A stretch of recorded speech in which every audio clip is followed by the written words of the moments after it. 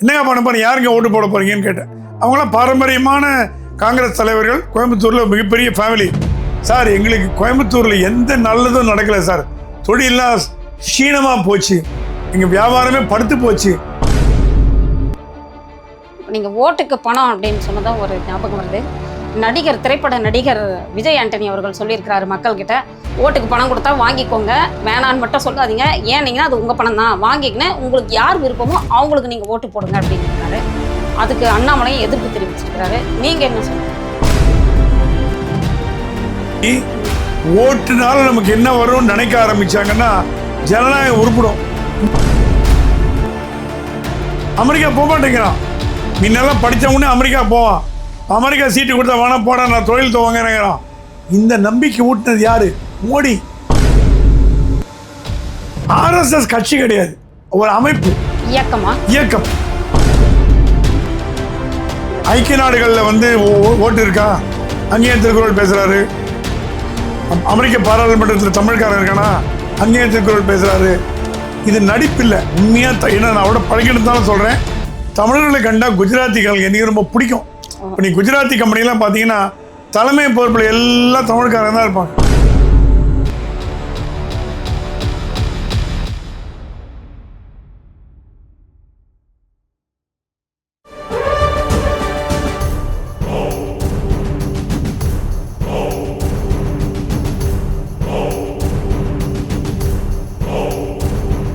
வாரும் நேயர்களுக்கு வணக்கம்.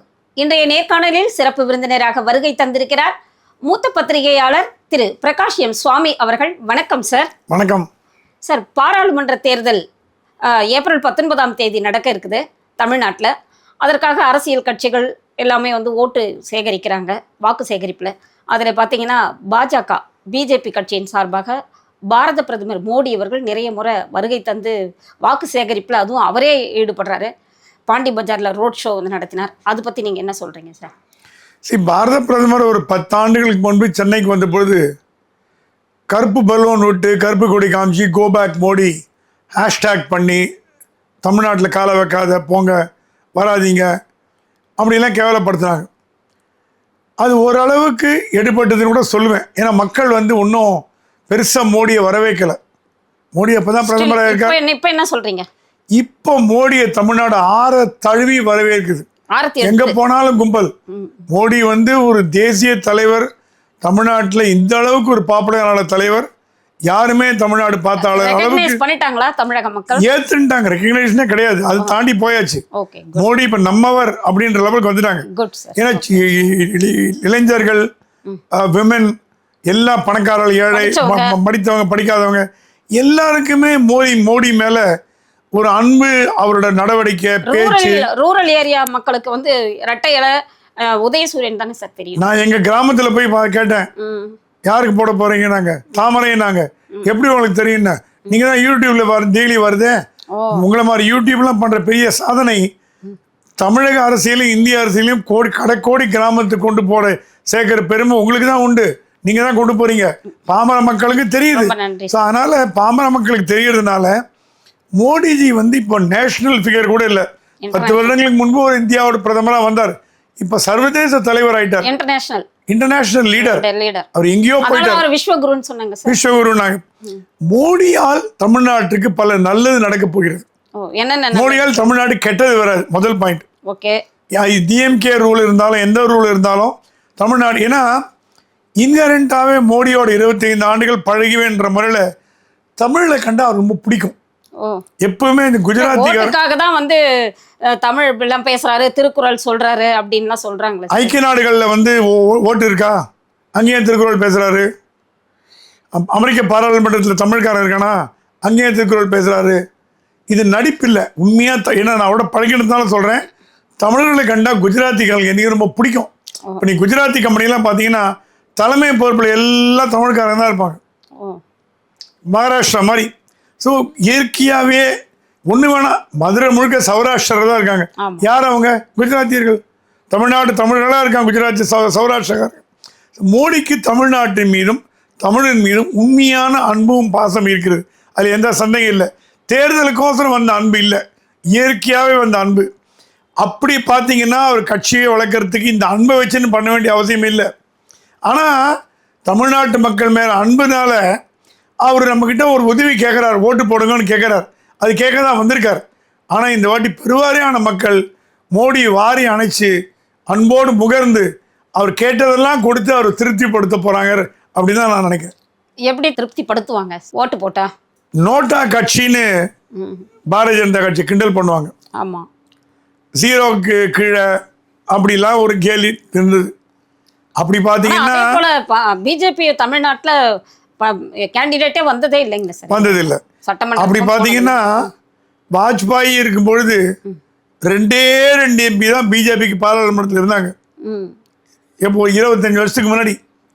இப்போ 10 வருஷமாக தொடர்ந்து ஆட்சி பண்ணுது. எண்ணிக்கை முக்கியம் இல்லை, எண்ணிக்கைங்கிறது முக்கியமே இல்லை. தமிழ்நாடு 4 எம்எல்ஏ ஆல்ரெடி இருக்காங்க பிஜேபிக்கு. சிபி ராதாகிருஷ்ணன், எச் ராஜா போன்றவர்களால் மக்களால் தேர்ந்தெடுக்கப்பட்டிருக்கிறார்கள். எம்எல்ஏவும் எம்பியாகவும். பொன் ராதாகிருஷ்ணன் 2014 தேர்ந்தெடுக்கப்பட்டிருக்கிறார். இந்த தடவை சரித்திரம் மாறும். 40 தொகுதியில் 8 தொகுதியாவது என்டிஏ கூட்டணி வெற்றி பெறும்னு பிரசாந்த் கிஷோர் ரெட்டை இலக்கணம் சொல்லியிருக்கார். பிரசாந்த் கிஷோர் அரசியல் சீஃபாலஜிஸ்ட், அறிவிஞானி. அவர் தான் வந்து பிரதமரை ஜெயிக்க வச்சார். எடப்பாடி, ஸ்டாலின் இவங்களுக்கெல்லாம் ஹெல்ப் பண்ணார், எல்லாம் பண்ணுவார். அவரே சொல்லியிருக்கார் இந்த வாட்டி பாரதிய ஜனதா கட்சி தமிழ்நாட்டில் ரெட்டை இலக்கத்தில் ஜெயிக்கணும். நான் அந்த அளவுக்கு கூட போக விரும்பல, டபுள் டிஜிட் கூட நான் போக விரும்பல. குறைஞ்சது 8 சீட்டாவது என்டிஏ கிடைக்கும் நான் உறுதியாக சொல்றீங்க. இல்ல, என்னோட கருத்து உங்களுடைய அவரு 12 சொல்றதுனால நான் 15 சொல்ல முடியாது. என்னோட கருத்து 8ஆவது குறைஞ்சது வரும் நான் நம்புறேன். அதுவே பெரிய நம்பர். 0லேருந்து 1 வந்தே பெரிய விஷயம். 0லேருந்து 8 வந்தா மாபெரும் சாதனை, அப்படிதான் சொல்ல முடியும். அதனால 8 வரும் அப்படின்றீங்க. 8 வரலாம் என்று ஒரு கருத்து நிலவுகிறது. அதே போல மோடி வரும்போது நம்முடைய தமிழக முதல்வர் ஸ்டாலின் எந்த மூஞ்சி வச்சுன்னு வரீங்க, ஏன் அடிக்கடி வரீங்க?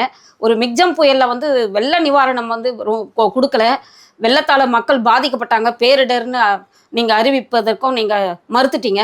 ஆனா இப்ப மட்டும் எந்த மூஞ்சி வச்சுன்னு வரீங்க? தமிழ்நாட்டுக்கு என்ன தரீங்க? வெள்ள நிவாரண நிதி ஒரு பைசா கொடுத்தீங்களா அப்படின்னு கேட்குறாங்க. நல்ல கேள்விதான். தமிழ்நாடு இலங்கையில் இருந்ததுன்னா இவர் கேட்ட கேள்வி நியாயம். மோடி வந்து விசா வாங்கிட்டு வரணும். தமிழ்நாடு வந்து ஆஸ்திரேலியாலேயோ நியூசிலாண்ட்லேயோ இருந்ததுன்னா இவர் கேட்ட கேள்வி நியாயம். இவர் திராவிட கட்சிகளுக்கு என்றைக்குமே தனி தமிழ்நாடு கேட்டு தான் பழக்கம். தமிழ்நாடு இன்னும் இந்தியாவோட பார்க்கல. இந்தியாவுக்குள்ளே இருக்க ஒரு மாநிலத்துக்கு வரத்துக்கு எந்த பிரதமருக்கும் யாரும் உத்தரவோ பர்மிஷனோ விசாவோ பாஸ்போர்ட்டோ கொடுக்க வேண்டிய அவசியம் இல்லை. அவர் பாரதத்தின் பிரதமர். எந்த இடத்துக்கும் போகக்கூடிய உரிமை அவருக்கு உண்டு. மிக்ஜாம் புயல்ன்றீங்களே, கொடுத்த காசு கணக்கு கொடுத்தீங்களா? என்ன பண்ணீங்க? 90% செலவிட்டோம் மேயர் கத்துனாங்க. மாதம் 95% செலவு பண்ணிட்டோம்னாங்க. ஒருத்தர் 100% செலவு பண்ணாங்க. ஏங்க சென்னையில் வெள்ளம் சென்னை வெள்ளத்தில் செலவு பண்ண பணம் எங்கே போச்சு? உண்மையாக செலவு பண்ணியிருந்தீங்கன்னா சென்னையில் வந்து வெள்ளை அறிக்கை கொடுத்தாங்களா? வெள்ளை அறிக்கை என்ன அறிக்கை கொடுத்தா கூட மோடி சொன்னாராம், நான் பணம் கொடுக்க தயார், ஆனால் டைரெக்டாக பயனாளிகளுக்கு போகணும், உங்ககிட்ட பணம் கொடுக்க முடியாது, திட்டங்களாக கொடுப்பேன், பயனாளிகள் பணம் கொடுப்பேன். இப்போது ரேஷனில் கொடுக்குற அரிசியில் யார் கொடுக்குறது? மத்திய அரசாங்கம். ஆனால் இது மக்களுக்கு தெரியாது. மக்கள் கொண்டு போல தமிழ்நாடு தான் எல்லாருக்கும் அப்படிதான் நினைக்கிறாங்க. 6000 ரூபாய் கொடுத்தாங்க. ஏங்க 1000 ரூபாய் கொடுக்கறதே மத்திய அரசாங்கத்தோட பணம் எவ்வளோ பேருக்கு தெரியும்? வேற ஃபண்டை டைவெர்ட் பண்ணி SC/ST ஃபண்டை டைவெர்ட் பண்ணி கொடுக்குறாங்க. அரசியலில் இதெல்லாம் சகஜம். ஸ்டாலினுக்கு அரசியல் பண்ணுறது முழு சுதந்திரம் உண்டு. ஏன் வரீங்கன்னு கேட்குற உரிமை உண்டு. அப்படி தான் நான் வருவேன்னு சொல்கிற உரிமையும் மோடிக்கு உண்டு. இதெல்லாம் நம்ம பார்த்த அரசியல் தான், பார்க்காத அரசியல். ஆனால் தமிழ்நாடு மோடியின் பக்கம் தன் பார்வையை திருப்பி விட்டது. கொஞ்சம் கொஞ்சமாக அப்புறம் இன்டிஃபரண்டாக இருந்தவங்க. யார் இந்த வளர்ச்சிக்கு யார் காரணம்? கிபி நம்ம கேள்விப்பட்டிருக்கோம். கிறிஸ்துவுக்கு முன்பு கிறிஸ்துவுக்கு பின்புன்னு. தமிழ்நாட்டில் எடுத்தீங்கன்னா அண்ணாமலைக்கு முன்பு அண்ணாமலைக்கு பின்புன்னு நான் சொல்லுவேன். அண்ணாமலைக்கு முன்பு கட்சியை வளர்த்தவங்களாம் அவங்கள வளர்த்துட்டாங்க. 5 மணிக்கு வருவாங்க, சமோசா சாப்பிடுவாங்க, டீ சாப்பிடுவாங்க, சாயங்காலம் பேப்பர் படிப்பாங்க, 6 மணிக்கு கார் ஏறி வீட்டுக்கு போடுவாங்க. டிஎம்கே கிட்ட ஏடிஎம்கே கிட்ட கட்சி அடகு வச்சிருவாங்க. இப்படி தான் பண்ணிட்டு வந்தாங்க. அதனால தான் நாசமாக போச்சு. ஓப்பனா எனக்கு தெரிஞ்ச நான் சொல்கிறேன். நான் யாரை பற்றியும் கவலைப்படல. ஏன்னா தமிழிசை சவுந்தரராஜன் இருந்தாங்க. யாராக இருந்தாலும் ஓரளவுக்கு அவங்களும் பண்ணாங்க. முன்னாடி இருந்தவங்க யாருமே ஜனா கிருஷ்ணமூர்த்தி அளவுக்கு ரெங்கராஜன் குமாரமங்கலம் அளவுக்கு, சுகுமாரன் நம்பியார் லெவலுக்கு எந்த தலைவருமே தமிழ்நாட்டில் பாரதிய ஜனதா கட்சி வளர்த்த மாதிரி தெரியல. டாப்பா யார் வந்திருக்காரு? அண்ணாமலை வந்த அப்புறம்தான் பாரதிய ஜனதா கட்சி அசுர வேகம் எடுத்தது. வந்தே பாரத் ஸ்பீட்ல ஓட ஆரம்பிச்சது. அந்த ஓடுற ஓட்டத்துல தமிழ்நாட்டு மக்களை திரும்பி பார்க்க வச்ச ஒரு தலைவர். வழக்கமா என்ன பண்ணுவாங்க, டிஎம்கே ஏடிஎம்கே தான் அட்டென்ஷன்ல இருக்கும். காங்கிரஸோ பிஜேபியோ கம்யூனிஸ்டோ இதெல்லாம் ஒன்றும் லைம் லைட்ல வராது. லைம் லைட்ல வர்றது ஏடிஎம்கே தெரியாது. ஒன்று எம்ஜிஆர் கருணாநிதி, ஜெயலலிதா கருணாநிதி, ஸ்டாலின் ஜெயலலிதா, இப்படி தான் இருக்குமே தவிர அப்புறம் தான் இந்த பெரிய தலைவரெல்லாம் நம்மளை விட்டு மறைந்து போனா விட்டு எடப்பாடி இவங்கெல்லாம் வந்தாங்க. இந்த ரேஸில் அண்ணாமலை தாண்டி குதிச்சு எகிரி எங்கேயோ போயிட்டார். அண்ணாமலை தமிழ்நாட்டு மட்டும் இல்லை, அகில இந்திய அளவில் பேசப்படும் பாரதிய ஜனதா கட்சி தலைவர் ஒருவராக இருக்கார். இன்ஃபேக்ட் கோவை பாராளுமன்ற தொகுதியோட ரிசல்ட்ஸ் தேர்தலை இந்தியாவே கூர்ந்து கவனிச்சுட்டு வருது. அண்ணாமலைக்கு எப்படி கேட்கலாம்னு நினைச்சேன். அவருடைய சொந்த தொகுதி கரூர் இருக்கும்பொழுது கோயம்புத்தூர்ல ஏன் அண்ணாமலை நிக்கிறாரு? அண்ணாமலை கோயம்புத்தூர்ல தமிழ்நாட்டில் எங்கன்னு இருந்தாலும் ஜெயிப்பார். அதை தேர்ந்தெடுப்பதற்கு உண்டான காரணம் என்ன? பிரதமர் வந்துட்டு போன பெல்ட், பிரதமரை வாரி அணைத்த பெல்ட். இவரும் கொங்கு மண்டலத்தை சேர்ந்தவர் தான். ஊர் வேறையா இருக்கலாம், பக்கத்துல கொங்கு. கோயம்புத்தூர்ல படித்தவர்கள் அதிகம், எஜுகேட்டட் பாப்புலேஷன், தொழிலதிபர்கள். இப்போ கரூரில் எம்பியாக வந்தது கூட வந்ததுனால தப்பு கிடையாது. அண்ணாமலையால் கோயம்புத்தூர் புது வாழ்வு பெறும். இன்ஃபேக்ட் நேற்று என்னோட பெரிய தொழிலதிபர்கிட்ட பேசிட்டு இருந்தேன். என்னங்க பண்ண போறீங்க, யாருங்க ஓட்டு போட போறீங்கன்னு கேட்டேன். அவங்களாம் பாரம்பரியமான காங்கிரஸ் தலைவர்கள், கோயம்புத்தூரில் மிகப்பெரிய ஃபேமிலி. சார், எங்களுக்கு கோயம்புத்தூரில் எந்த நல்லதும் நடக்கலை சார். தொழிலெலாம் க்ஷீணமாக போச்சு, எங்கள் வியாபாரமே படுத்து போச்சு. மோடி தான் எங்களுக்கு ஒரே ஒரு எங்களுக்கு இப்போ ஆபத் பாண்டவர்.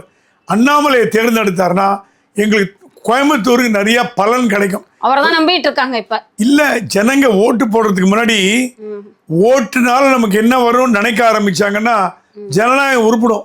இந்த ஓட்டு என்ன வேலைக்கு வைக்கலாம், 2000 ரூபாய் வைக்கலாமா, 1000 ரூபாய் வைக்கலாம்னு நினைச்சேன்னா ஜனநாயகம் படுகொடியில் போகும்.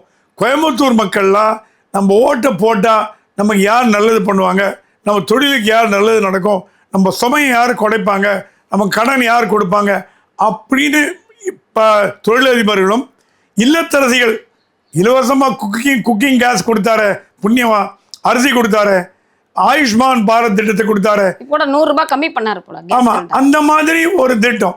இளைஞர்கள்லாம் அமெரிக்கா போக மாட்டேங்கிறான். முன்னெல்லாம் படித்தவொடனே அமெரிக்கா போவான். அமெரிக்கா சீட்டு கொடுத்தா வேணா போட, நான் தொழில் துவங்குறேங்கிறான். இந்த நம்பிக்கை ஊட்டினது யாரு? மோடி. நீங்க ஏன் அமெரிக்காவில் போய் கூலி வேலை செய்றீங்க? தொழில் தொடங்க, கோடீஸ்வராங்க, போங்க போங்க, start up India, make in India. ஜனங்களுக்கு ஒரு நம்பிக்கையை கொடுத்த ஒரு தலைவர் மோடின்னா அது மிகையாகாது. அதனால அண்ணாமலை வருவார். அண்ணாமலை கண்டிப்பா ஜெயிக்கிறார். இப்போ நீங்க ஓட்டுக்கு பணம் அப்படின்னு சொன்னதான் ஒரு ஞாபகம் வருது. திரைப்பட நடிகர் விஜய் ஆண்டனி அவர்கள் சொல்லியிருக்கிறாரு மக்கள்கிட்ட, ஓட்டுக்கு பணம் கொடுத்தா வாங்கிக்கோங்க, வேணான்னு மட்டும் சொல்லாதீங்க, ஏன்னீங்கன்னா அது உங்கள் பணம் தான், வாங்கிக்கினேன் உங்களுக்கு யார் விருப்பமோ அவங்களுக்கு நீங்கள் ஓட்டு போடுங்க அப்படின்னு இருக்காரு. அதுக்கு அண்ணாமலையும் எதிர்ப்பு தெரிவிச்சிருக்கிறாரு. நீங்கள் என்ன சொல்கிறீங்க? வெறுமை பணம் யாரும் கொடுக்க மாட்டாங்க. 2000 ரூபா கொடுத்துட்டு ஓட்டு போடணும்னு சொல்ல மாட்டான், சத்தியம் வாங்குவான். குரான் மேலேயோ, பைபிள் மேலேயோ, பகவத்கீதை மேலேயோ, சாமி படத்து மேலே சத்தியம் வாங்குவான். பணம் வரதுல போட்டு கூட இருங்க வச்சுட்டு போடுவாங்க. நம்ம ஊர் ஆளுங்க பணத்தை வாங்கிட்டாங்கன்னா சத்தியத்தை மீற மாட்டாங்க. அது இல்லாமல் அந்த 2000 ரூபாய் வச்சு தான் கொடுத்துட மாட்டோமா, வேற பணம் வசதி இல்லையா? நம்மளோட சுதந்திரத்தை நம்ம இந்தியாவை வந்து விலை பேசுறதுக்கு 2000 தான் உங்களுக்கு விலையா? இந்தியாவோட விலை 1000 ரூபா தானா? இப்போ 2000 ரூபாய் தர போறாங்களா சார்? நான் 2000 இந்தியாவோட விலையா? நீங்க என்ன பண்றீங்க? உங்க ஓட்டை விற்கிறீங்க. பணம் வாங்குறது வழியா ஒன்றும் பண்ணல, உங்க வாக்கு விற்கிறீங்க. நாட்டை விற்கிறதும் வாக்கு விற்கிறதும் ஒரே தட்டில் வைக்கப்பட்ட சமம். நாட்டை விற்கிறீங்க, 2 ரூபாய் 2000 ரூபாய்க்கு நாட்டை விற்கிறீங்க. இப்போ சோழிங்கநல்லூரில் ஏதோ ஒரு கட்சி யூத்துக்கு 30 வயது 25 வயது இளைஞர்களுக்கு பணம் கொடுத்துருக்காங்க. நீங்கள் சினிமாவுக்கு போங்க, ட்ராமாவுக்கு போங்க, ஹோட்டலுக்கு போங்கன்னு தூக்கி மூஞ்சில் விட்டாச்சாங்களாம். எங்கிட்டக்கா பணம் கொடுக்குற? என்னாடுறா அது? நீ எனக்கு பணம் கொடுக்குறது? நீ கொள்ளாட்சி லஞ்சம் வச்சுக்கோ, உன் பணம் எனக்கு வேணாம், நான் ஓட்ட போடுவேன்னு. அந்த விழிப்புணர்ச்சி வரணும்னா ஜனங்க முதல்ல பணம் வாங்க நிறுத்தணும். விஜய் ஆண்டனி எந்த உலகத்தில் இருக்காருன்னு தெரியல. மேபி அவர் சப்போர்ட் பண்ணுற கட்சி பணம் கொடுக்கலாம், பணம் வாங்கலாம். ஆனால் விஜய் ஆண்டனி சொல்கிறது தப்பு. ஏன்னா பணம் வாங்கிட்டீங்கன்னா நீங்கள் உங்கள் ஓட்டை விற்ற மாதிரி. அப்போ ஓட்டை விற்கிறதுக்கு விஜய் ஆண்டனி சப்போர்ட் பண்ணுறாரா? இந்த நாடு விற்கணுங்கிறாரா? இந்த நாடு கெட்டு போகணும்னு நினைக்கிற பலரில் விஜய் ஆண்டனி ஒருத்தர். இந்த நாடு கெட்டு போகணும்னு நினைக்கிற பலரில் விஜய் ஆண்டனி ஒருத்தர். அமீர், விஜய் ஆண்டனி எல்லாம் ஒரே குரூப் தானே. இவங்கள நாடு நாசமாக போகணும்னு நினைக்கிறவங்க. பணத்தை வாங்காதேன்னு சொல்கிறவன் தான் நடிகன். நடிகனுக்கு மக்களிடம் செல்வாக்கு இருக்குது. கமலஹாசன் சொல்லுவார், கமலஹாசன் எதுக்கு பிடிக்கிறதோ பிடிக்கலையோ சில விஷயம் எனக்கு பிடிக்கும். பணம் வாங்காதீங்க, ஓட்டுக்கு பணம் கொடுக்காதீங்க, பணம் வாங்காதீங்க, தப்பும்பார். அவர் ஜனங்க சொல்லுவாங்க, கமலஹாசனே சொல்லிட்டாருப்பா ஓட்டுக்கு பணம் வாங்கக்கூடாது, வாங்காத. அந்த மாதிரி பணத்தை விட்டுட்டு பணம் வாங்குன்னு சொல்றியே, நீங்களாம் ஒரு நடிகரா? கேவலமா இல்லை? அடுத்ததாக அதாவது அந்த தேர்தல் நிலவரம் முக்கியமாக சென்னையில், வட சென்னை, தென் சென்னை, மத்திய சென்னை, அது குறித்து உங்களுடைய பார்வை என்ன சார்? வட சென்னையில் எதிர்பாராத விதமாக பால் கனகராஜ் கலாநிதி வீராசாமி டஃப் ஃபைட் கொடுக்குறார். பால் கனகராஜ் என்ற ஒரு அட்வொகேட். அவர் யாருமே தமிழ்நாட்டில் வக்கீல்களை தவிர அவரை யாருக்குமே தெரியாது. சரி, இப்போ தமிழ்நாடு முழுக்க பேசப்படும் முகமாயிட்டார். ஏன்னா வக்கீல்கள் சங்க தலைவர் முதல்ல. ரெண்டாவது, அவர் கிறிஸ்துவ நாடார் சமூகத்தை சேர்ந்தவர். வட சென்னை பார்த்தீங்கன்னா தொழில் நகரம். அங்கே இருக்கிறவங்களாம் கம்பெனி, கடை, மளிகை கடை, புடக்கடை, பாத்திரக்கடை, பிஸ்னஸ் வியாபாரிகள், கமர்ஷியல் எஸ்டாப்ளிஷ்மெண்ட்ஸ். அங்கே நிறைய தொழில் முனைவோர் இருக்காங்க. அப்புறம் மைனாரிட்டி கிறிஸ்டியன்ஸ் நிறைய பேர் இருக்காங்க.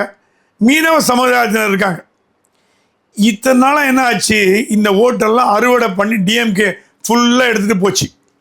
இப்போ என்ன ஆகி போச்சு, அந்த கிறிஸ்தவ மக்களிடம், நாடார் மக்களிடம் மோடி மீது கோபம் இல்லை. அவருக்கு போட்டால் என்ன போட்டு பார்க்கலாமே. ஏன்னா ஒரு கதை, ஒரு ஃபாதர் சொன்னாராம், ஏங்க மோடி கிறிஸ்டியனை கண்டா பிடிக்காதுன்றீங்க, அப்போ எப்படிங்க பால் கனகராஜ் நிற்க வைக்கிறாரு, அவர் கிறிஸ்டியன் தானே, என்னங்க வேடிக்கை பண்ணுறீங்க, நாங்கள்லாம் மோடிக்கு தான் ஓட்டு போட போகிறோன்னு ஒரு சர்ச்சில் ஒரு ஆர்ச் பிஷப் சொல்லிட்டார். ஆர்ச் பிஷப் சாமுவேல்னு ஒருத்தர் ஊராக பிரச்சாரம் பண்ணுறார், மோடிக்கு ஓட்டு போடுங்க, மோடி ஓட்டு போடுங்கன்னு. ஸோ பாரதிய ஜனதா கட்சி என்பது இந்துக்களோட கட்சின்னு ஒரு 20 வருஷத்துக்கு முன்னாடி ஜனசங்க காலத்தில் இருந்துருக்கலாம். இப்போ அந்த மாதிரி கிடையாது, இருக்கவும் முடியாது. ஜாதி கட்சிங்கிறது முஸ்லீம் லீக்கு, ஜவஹர்லா கட்சி, கொங்கு ஈஸ்வரன் கட்சி, இதுதான் ஜாதி கட்சியை தவிர பாஜக ஜாதி கட்சி மத கட்சியாக இருக்க முடியாது. இப்போ ஓவாசி கட்சி முஸ்லீம் கட்சி, முஸ்லீம் லீக் முஸ்லீம் கட்சி, தமிழ்நாடு டிஎம்எம் முஸ்லீம் கட்சி. ஆர்எஸ்எஸ் கட்சி கிடையாது, ஒரு அமைப்பு, இயக்கம். அதனால பாரதிய ஜனதா கட்சி ஒரு ஒரு குறிப்பிட்ட மதத்துக்கு சொந்தமானது இல்லை. இப்போ வேலூர் பிரியம் இருக்காரு, நிறைய இருக்காங்க. ஸோ நார்த் மெட்ராஸை பொறுத்த வரைக்கும் கலாநிதி வீராசாமி ஈஸியாக ஜெயிச்சுட்டு போனவர், நிறைய வாக்கு வித்தியாசம் ஜெயித்தவர். இந்த வாட்டி ரொம்ப மெனக்கட்டுறார். வெற்றி வாய்ப்பு கூட கம்மியாக தான் இருக்குன்னு கேள்விப்படுறேன். ஏன்னா பால் கனகராஜ் ஒரு அட்வான்டேஜ் என்னன்னா, தேர்தல் போது கரெக்டாக மோடி கச்சத்தீவு மேட்டரை தூக்கி போட்டார். அங்க இருக்கிற மீனவர்கள் பயன்படுத்திட்டாரு. உங்களுக்கு மீனவர்கள் அதிகம் வாழும் தொகுதி வட சென்னை தான், ராயபுரம் ஃபிஷர்மேன் ஏரியா. அவங்க எல்லாம் சொல்லிட்டாங்களாம், இந்தாங்க இது ஆதாரத்தோடு சொல்லிட்டாரு, நம்ம கச்சத்தீவை கொண்டு போய் ஸ்ரீலங்காவில் கொடுத்தது காங்கிரஸ் தான் அப்படின்னு சொல்லிட்டா, கண்டுபிடிச்சிட்டாங்களா, இந்திரா காந்தி கொடுத்தாங்க அப்படிங்கிற கோவம் திமுக மேலே கூட்டணி. இப்போ நீங்கள் கேட்கலாம், கச்சத்தீவு ராமேஸ்வரத்துக்கும் நார்த் மெட்ராஸுக்கு நாங்கள் சம்பந்தம், இது நார்த் மெட்ராஸ் பக்கத்தில் கச்சத்தீவு இருக்குதுன்னு இல்லை. மீனவர்கள்லாம் ஒரு சமுதாயத்தை சேர்ந்தவங்க, ஒரு குறிப்பிட்ட அமைப்பு. எந்த ஊரில் இருந்தாலும், கடலூர் மீனவராக இருந்தாலும், நாகப்பட்டினம் மீனவராக இருந்தாலும், அவங்க ஒரு அமைப்பால் ஒன்றுபட்டவர்கள். அந்த மீனவர் தலைவர் கூப்பிட்டு இந்த வாட்டி காங்கிரஸுக்கு போடாத, டிஎம்கேக்கு போடாதுன்னா ஒருத்தனை குத்த மாட்டான். அந்த ஓட்டெல்லாம் வந்ததுன்னா பால் கனகராஜ் மைனர் ஓட்டு வித்தியாசத்தில் ஜெயிக்கவும் வாய்ப்பு இருக்குன்றாங்க. Okay sir. அடுத்தது மத்திய சென்னையில் தயாநிதி மாறனோட கோட்டை. அந்த மத்திய சென்னை ஆரம்பித்த நாளிலிருந்து எம்பியாக இருக்கிறது தயாநிதி மாறன். தொகுதிக்கு நிறைய பண்ணியிருக்கார், படித்தவர், ஹார்வர்டு பல்கலைக்கழகத்தில் படித்தவர், கான்ட்ரவர்சியெலாம் சிக்க மாட்டார், நல்ல ஒரு தொகுதியை நல்லா பார்த்துக்கிறார். ஆளுமை மிக்கவர். ஆனா இந்த வாட்டி பாத்தீங்கன்னா பாரதிய ஜனதா கட்சி வினோத் செல்வத்தை போட்டுது. அப்போ கூட யாரும் சொன்னாங்க வினோத் செல்வம் எங்கங்க இவர் தயாநிதி டஃப் கொடுக்க போறாரு, கொடுக்குறாரு.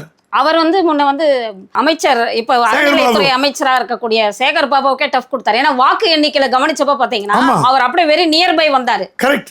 அந்த இந்த வாட்டி வினோத் செல்வத்துக்கு கொடுக்கறத பத்தி நான் ஆச்சரியமே படல. கொடுக்காம இருந்தாலும் ஆச்சரியப்பட்டிருப்பேன். ஏன்னா சேகர் பாபு டஃப்பா இருக்குங்களா? ரெண்டு டஃப், ரொம்ப டஃப். யார் வருவாங்க? இருங்க, சேகர் பாபுக்கு டஃப் ஃபைட் கொடுத்தவரு இப்ப கலாநிதி இப்ப டஃப் ஃபைட் கொடுக்குறாரு. அதெல்லாம் நீங்க பொண்ணு டெமோகிராஃபி பாத்தீங்கன்னா சென்ட்ரல் மெட்ராஸ் முழுக்க வட இந்தியர்ல அதிகம். குஜராத்தி, பஞ்சாபி, மார்வாடி, சவுகார்பேட்டை இந்த ஏரியாலாம் வினோத் செல்வத்துக்கு போடுறாங்களோ இல்லையோ மோடிக்கு போடுவாங்க, டிஎம்கே போட மாட்டாங்க. ஏன்னா நம்மளும் தெரிகிற இத்தனை நாள ஏன் நீங்க கேட்கலாம், ஏங்க இத்தனை வருஷமா ஏங்க போடல? பிஜேபி கேண்டிடேட் இல்லையே. பிஜேபி கேண்டிடேட் இருந்தாங்கன்னா பிஜேபி கேண்டிடேட் போட்டிருப்பாங்க. நீங்க தான் கூட்டணி கட்சி தள்ளி விட்டீங்களே.